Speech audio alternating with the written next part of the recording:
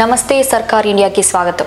58వ జాతీయ గ్రంథాలయ వారోత్సవాల సందర్భంగా జగ్గేపేట పట్టణ ఆర్టీసీ బస్టాండ్ వద్ద ఉన్న గ్రేట్ శాఖ గ్రంథాలయంలో నవంబర్ 14 నుండి 20 వరకు జరగనున్న కార్యక్రమాలకు ఈ రోజు స్థానిక శాసనసభ్యులు శ్రీరామ్ రాజగోపాల్ తాతయ్య ఘనంగా ప్రారంభించారు.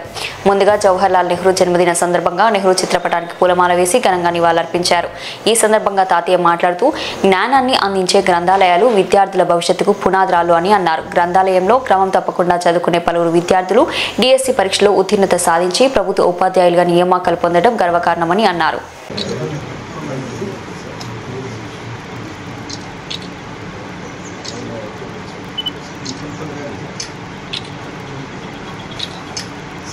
దుష్టం దూరేచి వచ్చే దుష్టుడికి ఎంత దూరంలో ఉండాలంటే వాళ్ళ కనపడినంత దూరంలో మనం వెళ్ళిపోవాలి. అది ఈ శ్లోక భావాలు.